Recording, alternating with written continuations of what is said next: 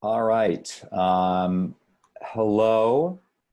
I want to welcome everybody to the second of what I think will probably be an ongoing of conversations that I'm having with theater writers from different parts of the world. A few weeks ago, I know some of you joined me to hear from Matt Wolfe, and we had a conversation about theater in London. I gather also I had a little technical glitch, and some of you were hearing me chat as we waited for you to come in. So I'm pretty sure I didn't say anything too terrible, so we should be okay. Fingers crossed.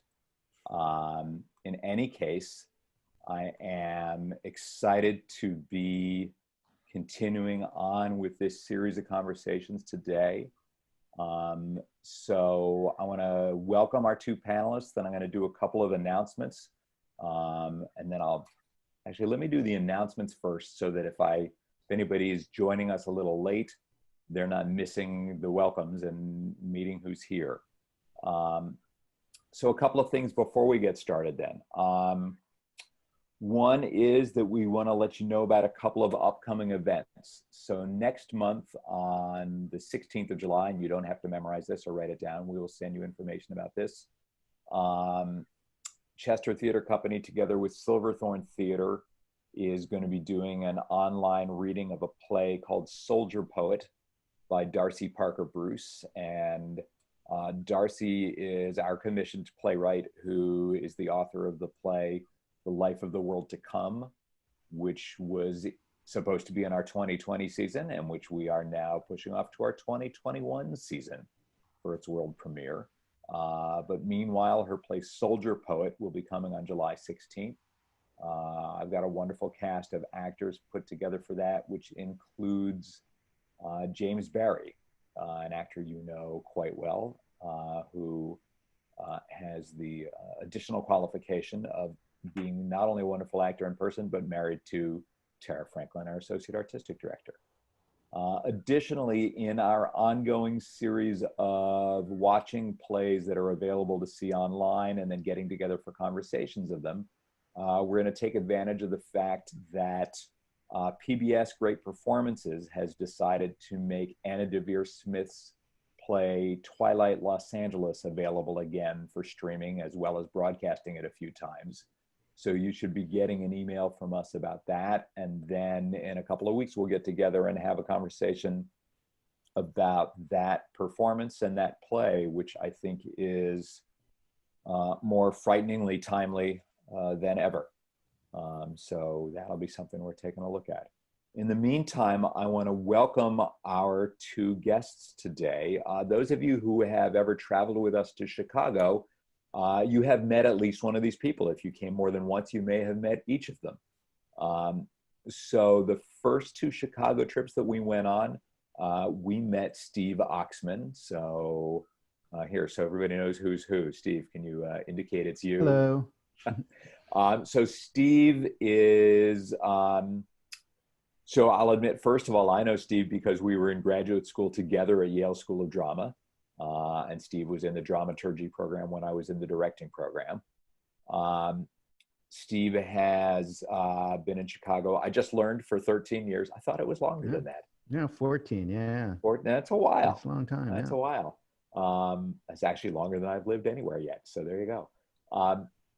But in any case, Steve works largely in a bunch of fields in addition to theater, doing a lot of work around education.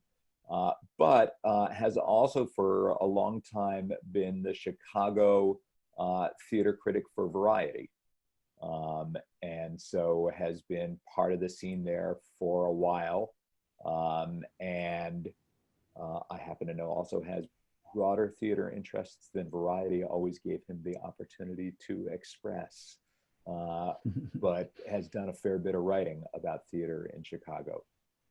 So our first two trips to Chicago, we were fortunate to have Steve come in and address the group the morning of our first full day there, to kind of give us the lay of the land, a sense of the theater scene there, the theater companies we were going to see work at, and a little sense of what we might look forward to.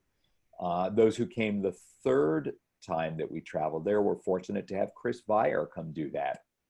So Chris is, by process of elimination, there you are. Welcome, Chris. Chris does a ton of theater writing in Chicago as well as a bunch of other writing.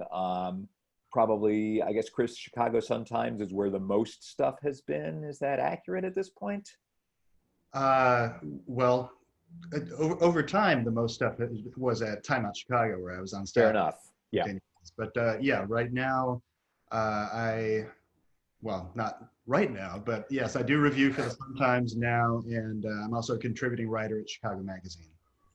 Great. And you've also, actually, when we were last in Chicago, Chris had recently had a really interesting article in the New York Times about some theater stuff that had been going on in Chicago as well. So both folks who do a lot of stuff, both folks with deep backgrounds, and both folks who I think know a ton about what theater has been in Chicago, and therefore I hope will be up for some conversation as we try to imagine what theater might be in Chicago.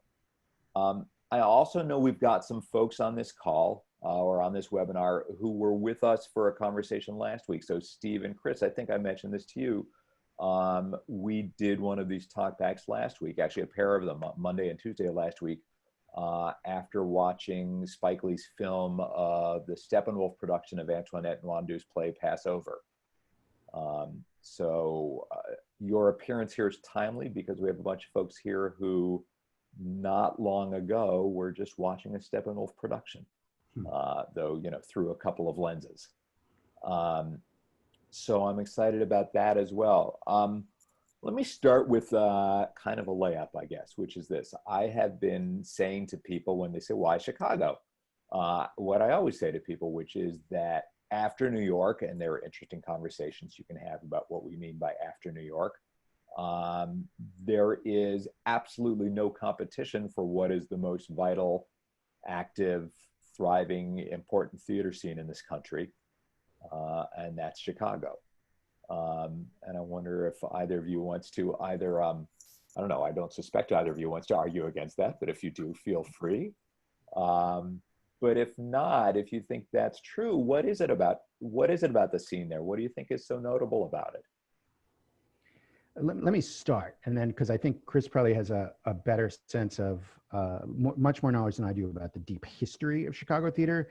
I think to a certain extent, I've worked in a few different cities. So I grew up outside of New York and grew up going to see New York theater. And I started my theater writing career in Los Angeles. I was in Los Angeles for quite a while, wrote for Variety there as well as the Los Angeles Times. And Chicago is without question first unique. And I absolutely agree. It's an unbelievably extraordinary theater scene. And part of what makes it unique is that it is a full and complete theater ecosystem, right? So the idea that, you know, most major regional theaters throughout the country cast out of New York. And even some major Chicago theaters will do some casting to New York. They want to get the best possible performers in the country. But you can make a living as an actor in Chicago, not at the moment, although you might be collecting more money now on unemployment than you would have on a traditional actor's salary for about 2 more weeks.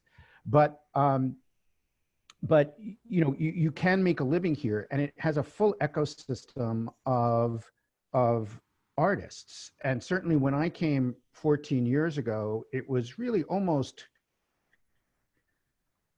wholly known as an actor's city. And it has since, the ensembles here have really managed to generate an extraordinary number of directors, designers, and now really over the last few years, playwrights who have made an extraordinary impression on the national and international scene. So obviously Tracy Letts is very much a Chicago figure, even though, you know, he's not really living here now. But he is, you know, really emerged out of Steppenwolf and continues to write, you know, primarily, you know, almost all of his work premieres there. So, so it's really an extraordinary place that has the entirety. And in fact, now a large number of regional theaters that are within, say, 4 hours of Chicago, and within 4 hours of Chicago, there's about a population of about 22 million people. That many of those theaters now cast out of Chicago rather than cast out of New York. So it really has just an extraordinary level of professionalism, an extraordinary training scene that people are emerging. Whenever I see a kid who's going to be in a play in Chicago, they grow them on trees. These kids who seem to have this natural talent for acting, and again, it's focus on small ensemble, large cast but small ensemble dramas. Yeah. Large ensembles on small stages. Yeah, I think that's exactly really, right. Right, has really grown into something bigger. I think it's quite a shame that The Minutes, that was going to open on Broadway, Tracy Letts' newest play, has at least been postponed. I don't think it's been canceled yet. Yeah, not that I've heard. It's very much a play of its moment, and I hope it gets an opportunity. But you'll definitely see that type of work. That's great. I'm going to, before Chris, I get to you, I realize there's a piece of housekeeping I was supposed to do that I had failed to do. So for folks listening in and watching in, we would love you to offer as we go along questions. So you'll see that you have a Q&A function, probably at the bottom of your screen if you're on a computer, possibly at the top of your screen if you're on a tablet of some sort. And if you have questions for Chris and Steve, please write them there. And then as we get a little further in, Tara will be feeding us some of these questions for our conversation. So that's my housekeeping. And now, Chris, I will pass to you. Yeah. Well, I would echo everything that Steve said. Chicago has, over the last 50 years, really developed its own theater ecosystem. Beginning in the late 1960s with what was called the off-loop movement, where theater sort of expanded beyond the downtown Loop neighborhood and the touring houses into the residential neighborhoods, and what we call storefront theater started to emerge. Companies taking over any space they could find and building a theater out of it. And that's what I think of as the real tradition of Chicago theater. Getting in the mid 1970s with Steppenwolf, you see the ensemble model that Steve referenced starting to come together, where you have initially largely actors, but now including directors, playwrights, designers, who come together in a sort of theatrical home and work together over many, many years. And you see get married, get divorced. Yeah, right? yeah, absolutely. And you get to see sort of rich relationships develop among those artists. I think a lot of, since Steve mentioned Tracy Letts, I think a lot of the onstage relationship, because Tracy's also an actor, between him and Amy Morton, who have played husband and wife on stage more times than I can remember. And notably taking that to Broadway with the revival of Who's Afraid of Virginia Woolf 10 years ago. But you see little clusters of artists just finding footholds all over the city like that. And it's sort of unique in, as Steve said, that you can make a living here. You can make enough money to buy a house in Chicago as an actor or as a freelance director or playwright. And I would also add that even beyond the sort of 4-hour radius that Steve mentioned, I happen to know that the regional theater in my hometown of Fayetteville, Arkansas, which is about 12 hours southwest of Chicago, regularly holds auditions in Chicago and hires directors and designers out of Chicago.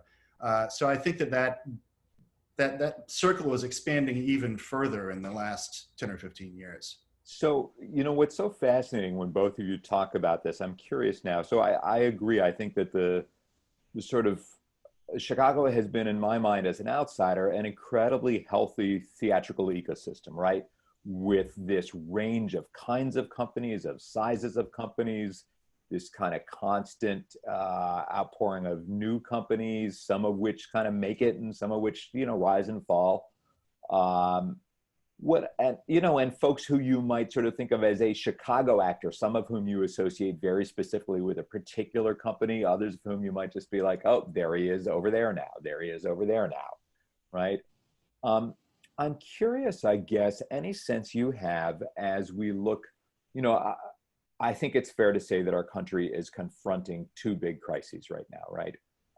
That we are confronting, first off, the coronavirus and COVID-19 crisis, and that we are also, and I think confronting here is maybe most especially the right word, because the crisis around the system of racism in the country is not in fact new, but we are in a new confrontation with it, might be the most accurate thing to say.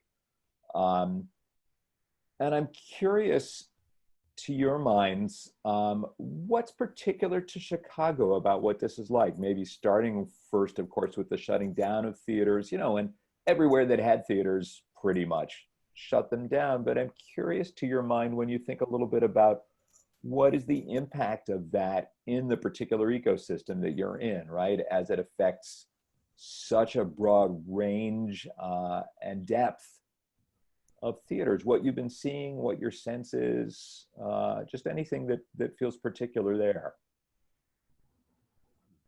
I don't know if either of you has.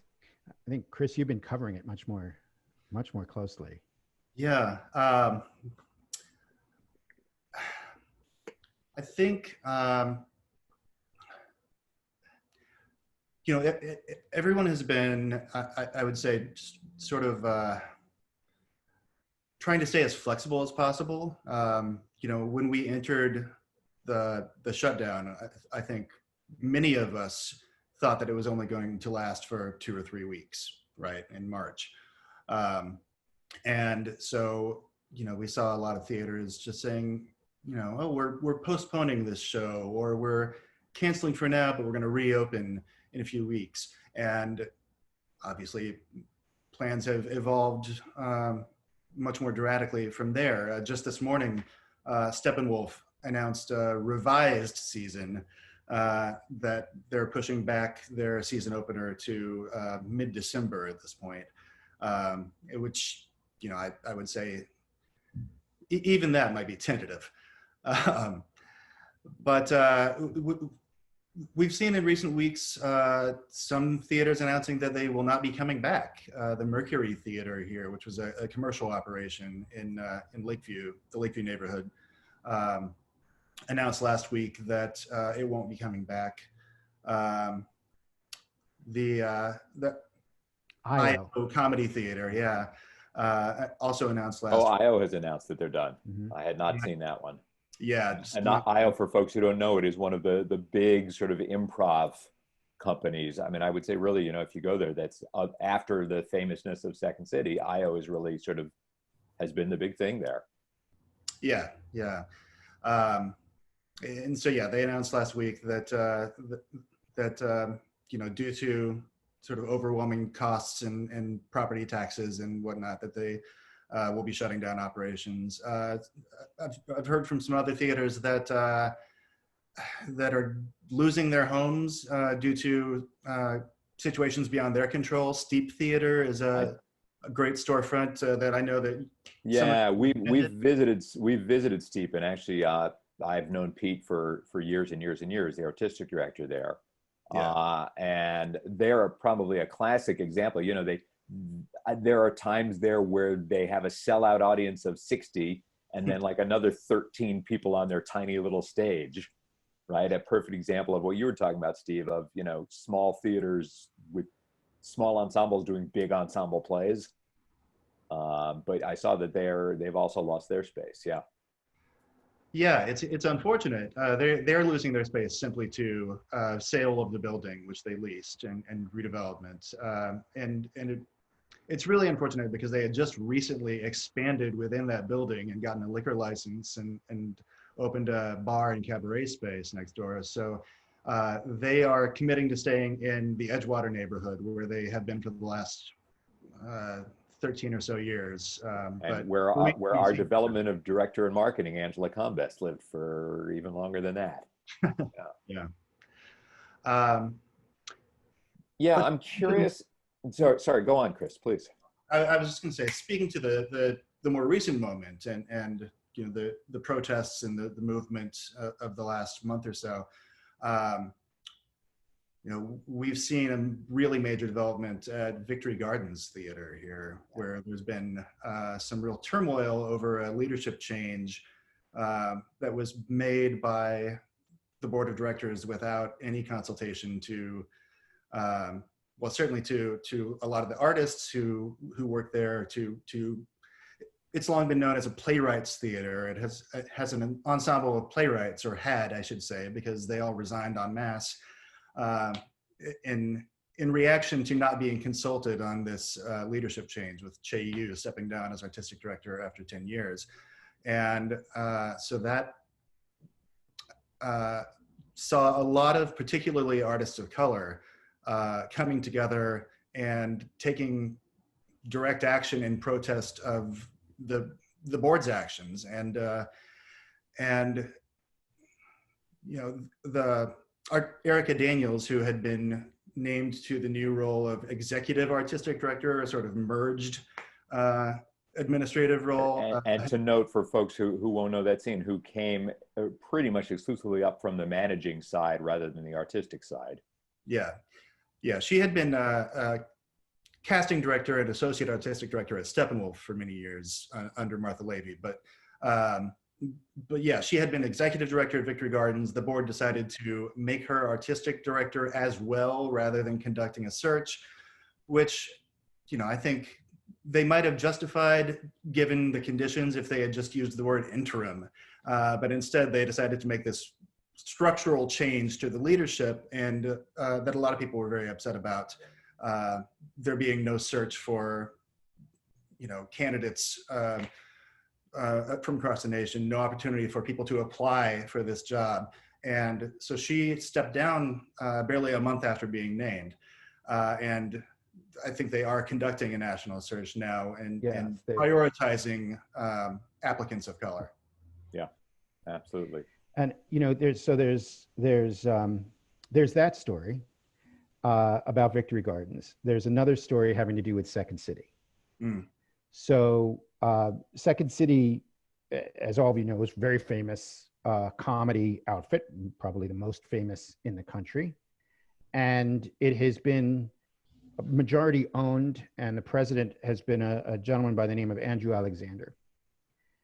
And he did a reorganization, I think probably about 7 or 8 years ago, where he named as president of Second City, Erica Daniels. And so Erica is becoming sort of the Forrest Gump of Chicago theater scandals a little bit. She's kind of there. She was there with a very big scandal associated with Profiles Theater a little bit, where she was co-teaching an acting course with somebody who turned out to be, you know, was exposed as being extremely abusive, and the theater shut down. And then she became the president of Second City. And there was a show of an effort to make Second City more diverse. She had actually been involved in helping to make Steppenwolf's ensemble a bit more diverse. She was also involved with trying to make Second City a bit more diverse. And they did a sketch comedy show, which is what they do, called A Red Line Runs Through It. And it was made up of a diverse cast of actors. But if you know what Second City's like, the audience can be very vocal, and often they are asked for ideas, feedback. And during the run of that show, it became, you know, situations where the audience itself was becoming more abusive, and the cast was asking for help and asking the theater to do something, and they responded very slowly. And finally, the cast quit. They just quit. They said they'd had enough. Now imagine that you worked your entire life to be on the main stage at Second City. Really something very serious. And, you know, Second City tried to put up signs, you know, asking people not to heckle the cast. And and ultimately it just didn't work. And at some time after that, there was a restructuring where Erica Daniels was removed from the post of being president. There was more that happened there. But most recently, with the most recent piece, is that Andrew Alexander has announced not only that he's leaving Second City, but that he's selling his share.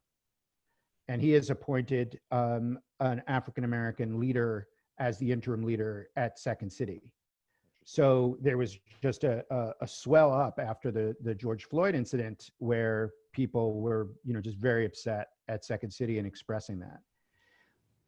Yeah, we should also note that since I mentioned IO closing, that announcement from Charna Halpern, the owner of IO, came just a few days after an open letter was released by a number of performers of color at that theater, asking for some structural changes to the way they operate, alleging, and I would say rightfully alleging that white performers were given sort of favored treatments and spotlights in the programming there. And though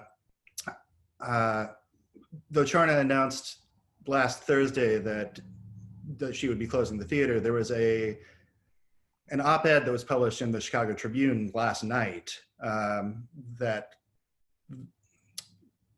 very much took her aside and sort of framed the whole situation as her being a victim of cancel culture because these performers had made these demands and Interesting.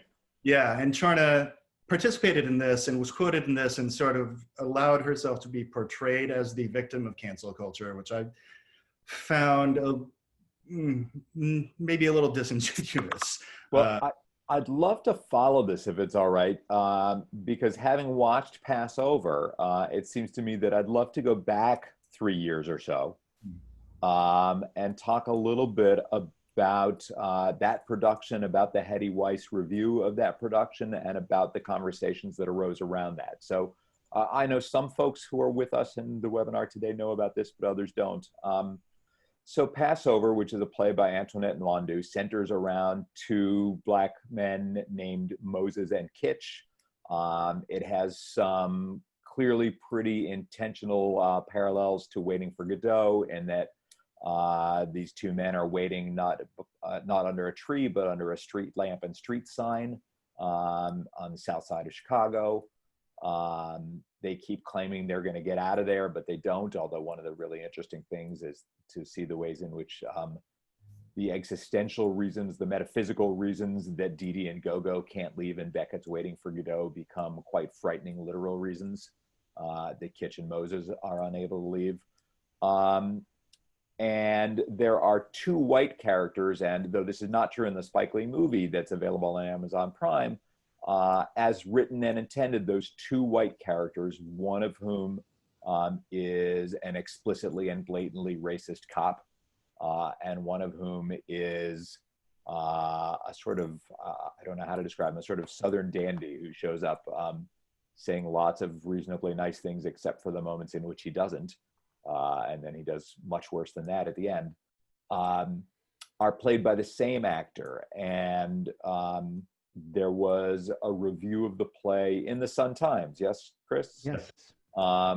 By longtime Chicago reviewer Hetty Weiss, who one of the things that she had to say, a white reviewer, and this is by a play by a Black playwright. One of the things she had to say about the play was that she took offense at its, as she saw it, broad caricature of the white characters. Is that a accurate way to state that? Or, if you don't mind, Daniel, I have it here what she said, because would you quote that for us? I don't think we need to characterize. Perfect. It's right. So, as you mentioned, it and by the way, it was an overall very positive review that she wrote. But then she wrote specifically about, the caricature of the white cop character, which others have certainly noted is purposefully caricatured in nature. And she wrote, to be sure, No one can argue with the fact that this city and many others throughout the country has a problem with the use of deadly police force against African Americans. But for all the many and varied causes we know so well, much of the lion's share of the violence is perpetrated within the community itself. Nwandu's simplistic, wholly generic characterization of a racist white cop, clearly meant to indict all white cops, is wrong-headed and self-defeating. Just look at news reports about recent shootings on the lakefront on the New Riverwalk in Woodlawn, and you will see the look of relief when the police arrive on the scene. So that was what she wrote. And there was quite a response to that characterization of basically a response to a play very much about racism and very much about police violence, with the Fox News-ish response of, but black on black crime. And it is not the first time that Hetty was criticized for her political, takes, which is kind of interesting because she's actually a very, she tends to write very gentle and positive reviews as a whole. But when she identifies something that politically, hits her in a certain way, she does respond very genetically. She very, very drastically or dramatically. She has had a couple of very significant run-ins with Tony Kushner. She has referred to him as a self-hating Jew. So it has been, she can say very controversial things, although that's not her most often thing. Hetty is no longer writing for the Chicago Sun-Times, although that was not the reason. They defended her right to do that, but they did then lay off, they did then eliminate that position sometime later. So there's some question about that, but that's simply the movement in newspapers and in publishing, is to eliminate the full-time critic and hire freelancers like me. And before we go further, I want to say that I think the most interesting part of this conversation is not necessarily in the end a kind of analysis of Hetty Weiss or her review, so much as the conversation that sprang up around that. And, I know for us watching Passover, a week or two ago, being so struck by the way that their experience of that cop is so many Black Americans' experience of what the police are there for, in a way that large numbers of people, of white Americans, are only now starting to grasp or acknowledge, which I think is really interesting to think about. And I'm curious both a little bit about what the conversation was that arose around that, and the two of you as theater reviewers, what struck you when you saw that? Well, I can say for myself, I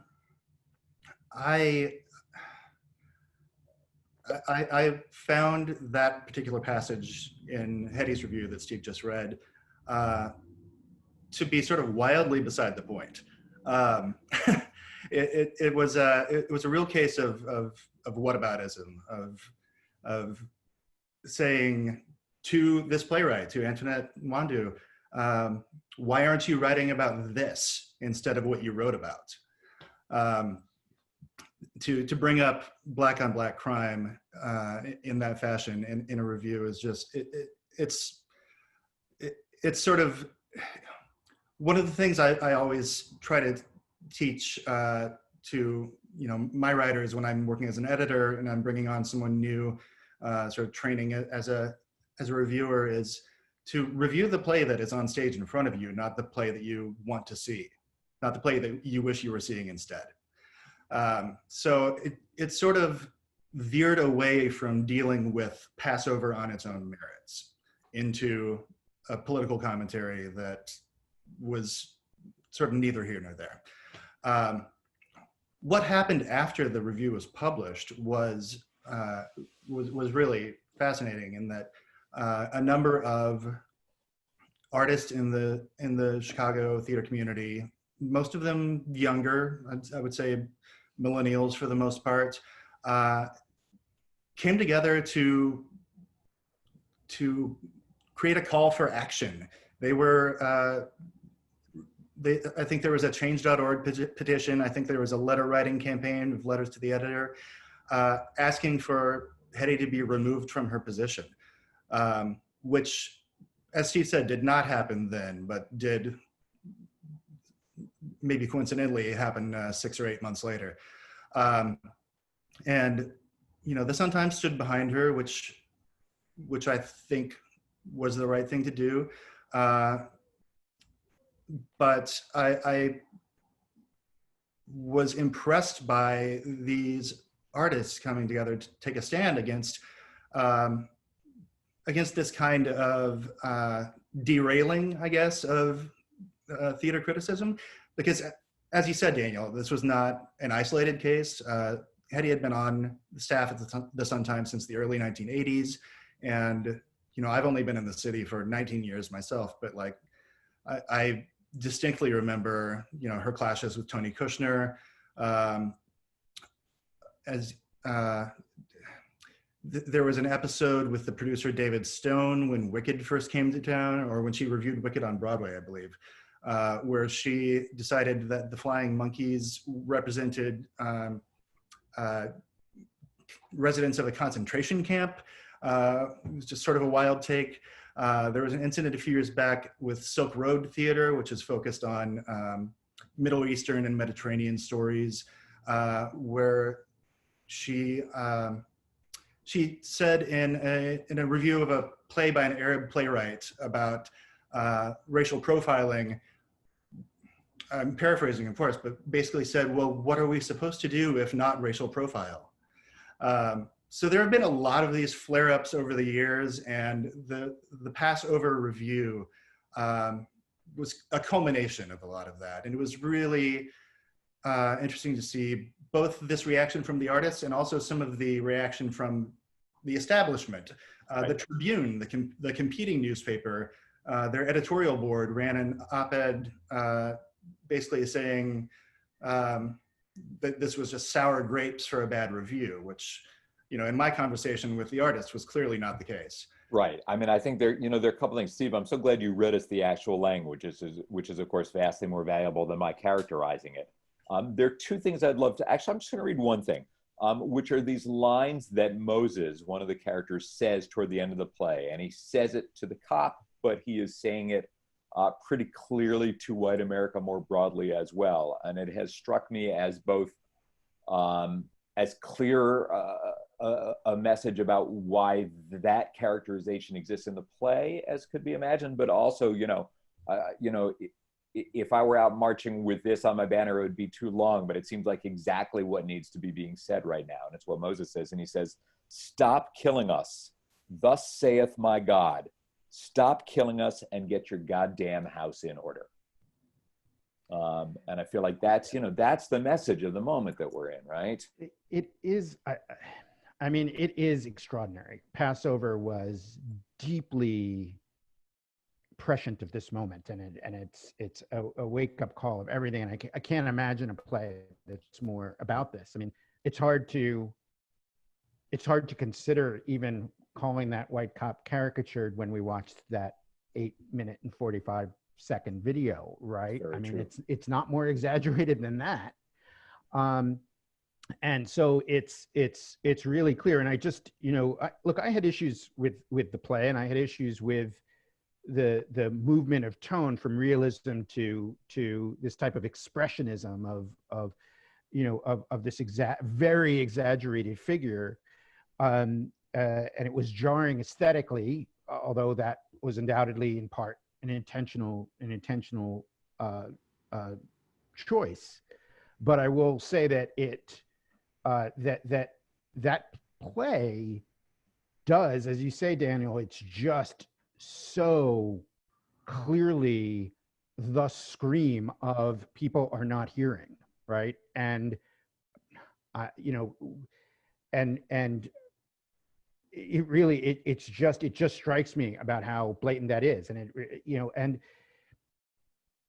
I'm a Beckett person, as you know, Daniel, and conceptually it's extraordinary in the idea of thinking of the characters of Waiting for Godot as two Black men trying to pass time until their hopes and dreams come true and they're able to leave, or until the po-po show up and punish them or torture them. And or the other character, you called it a dandy, who basically seems to be offering them something, incredibly appealing and helpful, and then it ends up being very, very threatening, right? So I kind of personally like the play a little bit more in its conception than in its experience, but it is just, I can't think of a play that's more about the moment right now than that one. Yeah, and I don't know if either of you has seen Spike Lee's filming of it, but I'm just personally going to say anybody who's with us this afternoon who didn't get a chance to watch it with us, it's available on Amazon Prime. It's like an hour and 10 minutes long, and I think that it is, as Steve is saying, really remarkable. And I will, just because I said this earlier, I will just note that John Hill, who is now also very successful on television and is in that film and was in the Steppenwolf production and is an ensemble member, was in fact, brought in for casting and discovered by Erica Daniels. So fair enough. Deserves to be said. Okay. Let me turn us a little to the future, if it's all right. We're getting some questions, so we're going to try to turn to some of those soon. Tara, if you're hearing, I see that a couple of questions are popping up in the chat, so that's another place to keep an eye on them. I guess we're all wondering this, right? So I don't know how Chicago specific this question is, but I know that all of us who make theater, who write about theater, who care about theater, are trying to start to imagine what comes next, right? And you were just talking earlier, Chris, about somebody, Steppenwolf saying, okay, well now this thing in December, but like, really, maybe not. I know that more and more theaters have eliminated, at the very least, their plans for the rest of 2020. We are seeing some theaters that will not be producing the entire 2020 to 2021 season. Steve, as I'm sure you know, Yale Rep among them, but lots of others, Denver Center Theater, all kinds of places that have already said, the Guthrie has said March is what we're aiming for. We'll see if that happens. Guthrie is right. I mean, they laid off almost everyone. Yeah, right? So. Absolutely. And there's a kind of almost hibernation going on, right? This idea that you conserve for however long this winter is, and hope you're still there when the sun comes out. And I'm curious for either of you, just as thinkers about theater, and again, Chicago specific or not, what you start to think about when you try to imagine what comes next, right? Both the questions of when will audiences be ready, not when, but what would make audiences feel ready. I think we've learned by now that when is a pretty useless answer, but how or what might be conversations we can at least try to have, but also thoughts about what impact this is going to have on theaters and as a result on theater. What you see ahead for us. Well, I can say that I've been having this conversation with a lot of artists, a lot of administrators over the last 3 months, and nobody's really sure. I think it's worth noting that the Goodman Theater, which is the oldest, continually operating theater in Chicago at 90 years now, has yet to announce a season for 2020, 2021, which they normally would have done in the spring. I don't think Chicago Shakespeare Theater has announced a season either. I think those theaters that have, like Steppenwolf today, are changing their plans, are pushing back. I've seen both the Lyric Opera and the Joffrey Ballet have canceled all of their plans through the end of 2020.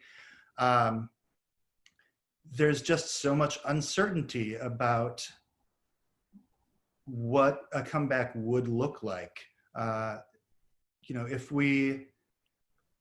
Illinois is doing well on the numbers. Chicago is moving into our phase 4 of our reopening plans this Friday, which will allow for gatherings of up to 50 people. But if you're talking about a production at Steppenwolf, for instance, which is a 500-seat theater in their main stage, if you're limited to 50 people, including both the artists and the staff and the audience, you're maybe selling 20 tickets.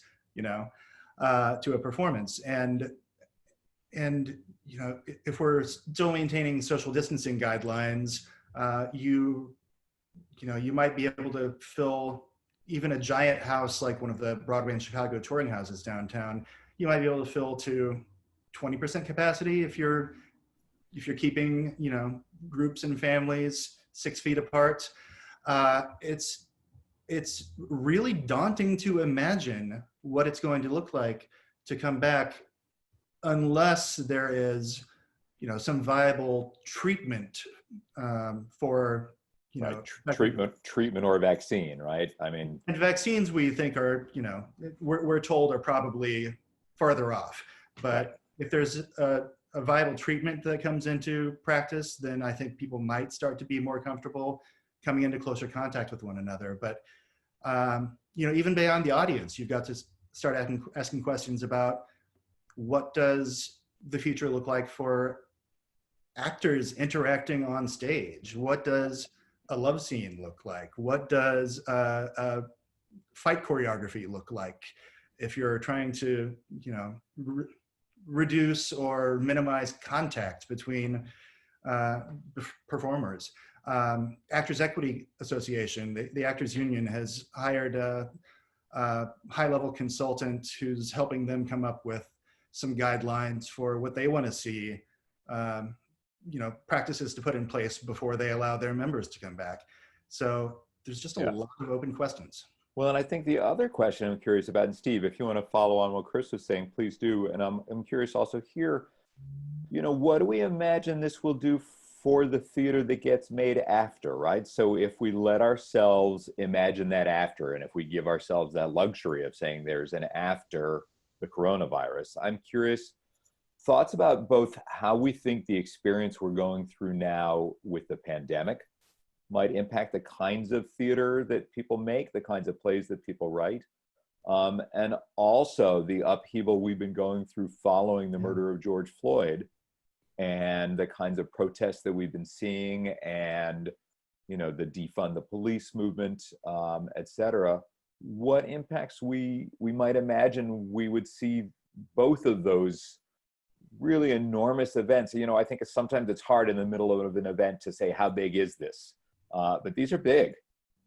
And I'm curious. Definitely big. And you asked what we've been thinking about. I've been thinking about other times in history where theater stopped, right? And it has happened before, right? I mean, after the Roman Empire really, and at least in the Western world, and I really can't speak outside of that right now because I'm white and Western. We got educated in what we got educated. I was there with you, man. That's what they taught us. And those are the things they didn't teach us, right? That it was often Christianity that was the reason, right? That the rise of Christianity often stopped the theater. It was considered a sin in many cases. This is true both, following the Roman Empire with the rise of Christianity, as well as, with the following the Renaissance and prior to the Restoration. It was really a certain sense in which, theater was sinful and sacrilegious. But it's also true that when it came back, at least during the Middle Ages, it was for religious purposes, right? It grew back up within the church.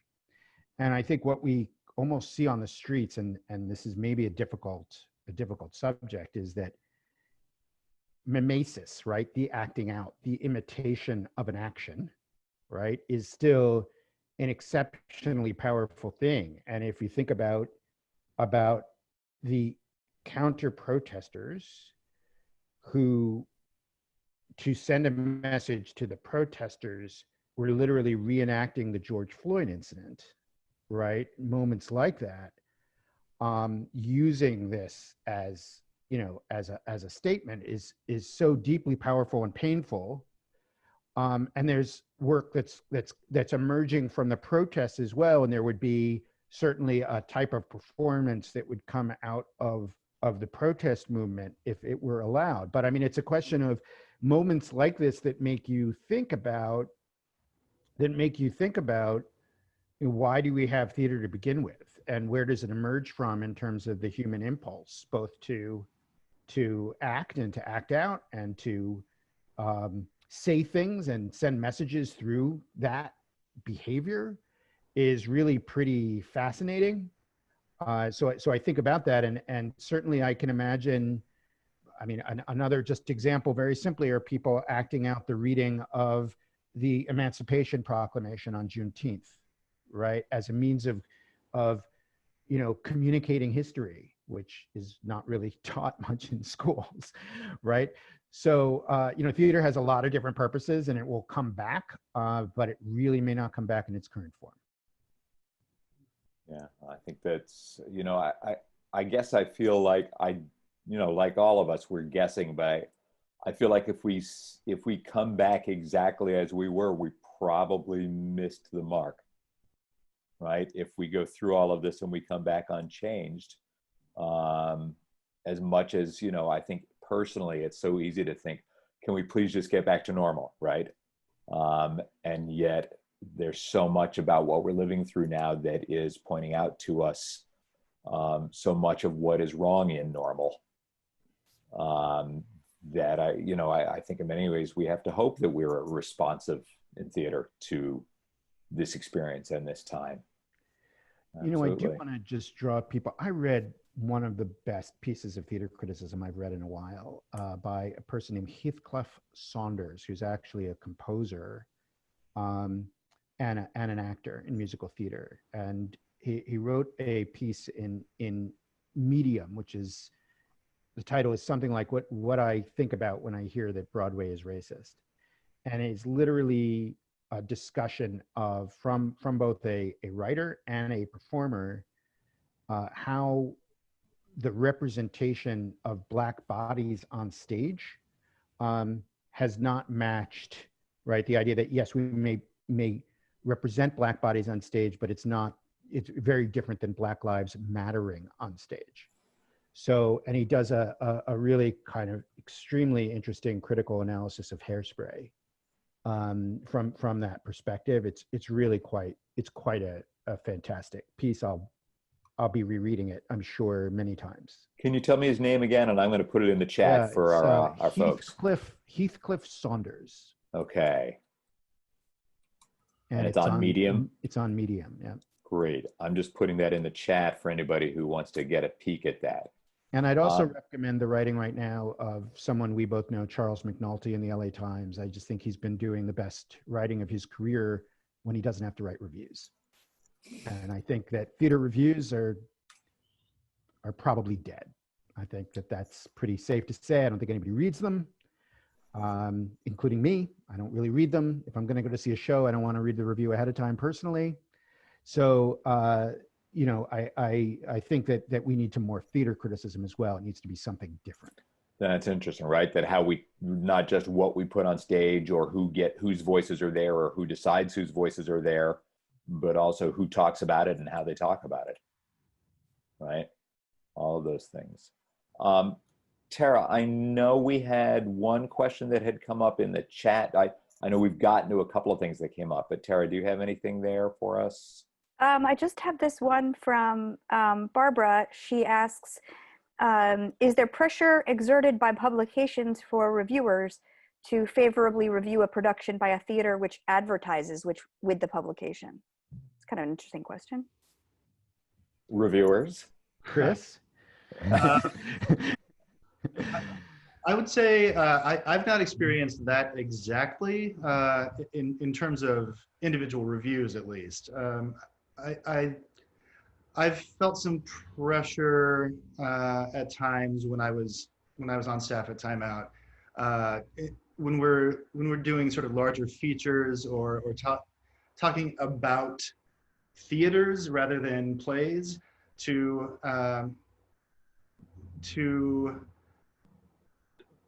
be mindful of who's buying advertising. Never directly, never told I couldn't say anything or couldn't write anything in particular.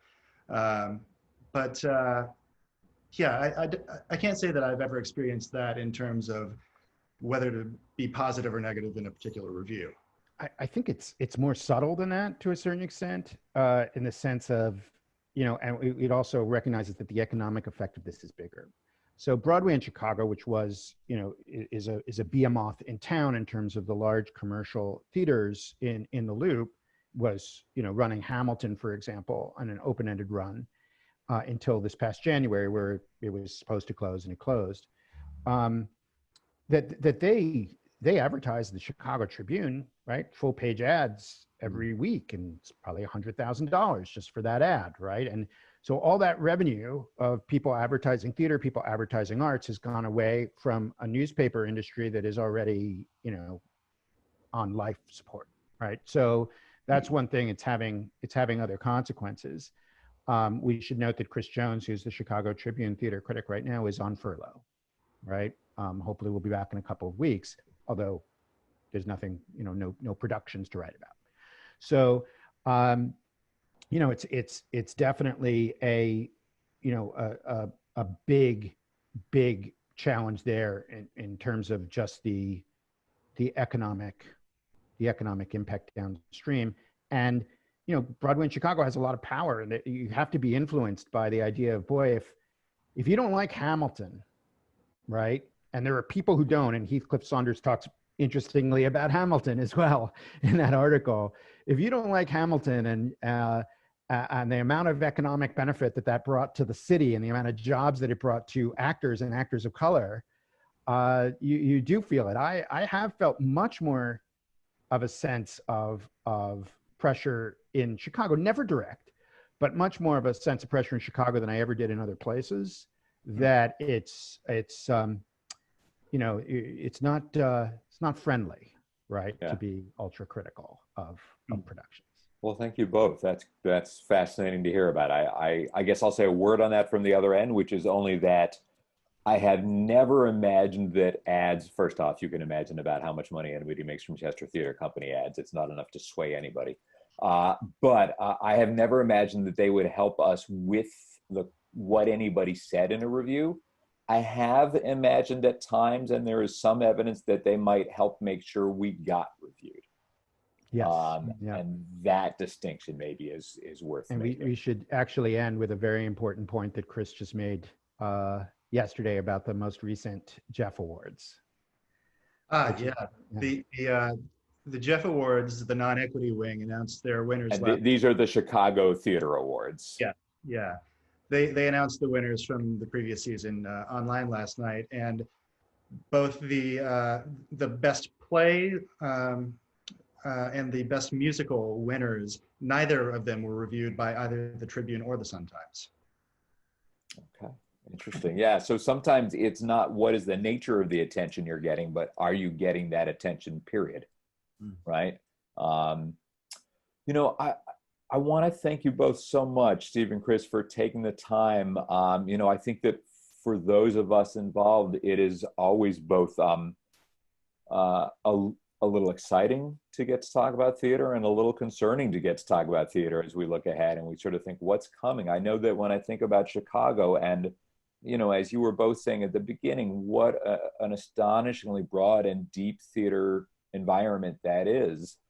My great fear for somewhere like Chicago is who's left standing at the end of this, right? And you talked, Steve, about, an actor can make a living there, right? That's an actual thing you can do. And it's because there's so many places to work and so many kinds of projects going on. And I think we're all waiting to see what that ecosystem looks like, after all of this and what happens. Do we still have the ability to see so many different kinds of work from so many different kinds of artists? Are there places for as many voices? Are there places for more voices as we move forward on the far end of this? But again, I don't know if there's anything you want to make sure we hear or you wanted to get said before we wrap up. No. Well, I hope you're both doing well. It's good to see you both. I think right now I'm in this place where every time I see somebody I haven't seen yet, I go, okay, you're all right. That's good to see. And, you know, on behalf of our folks who joined us today, I just really want to thank you for the generosity of your time, of your thoughtfulness and your honesty through the conversation. I think that that's invaluable. Well, thanks Thank for having you. us. Yeah, we appreciate it. Thanks. Thank you both. All right. Bye. And thank you, everybody. And we'll talk to you all soon. Okay. Bye-bye.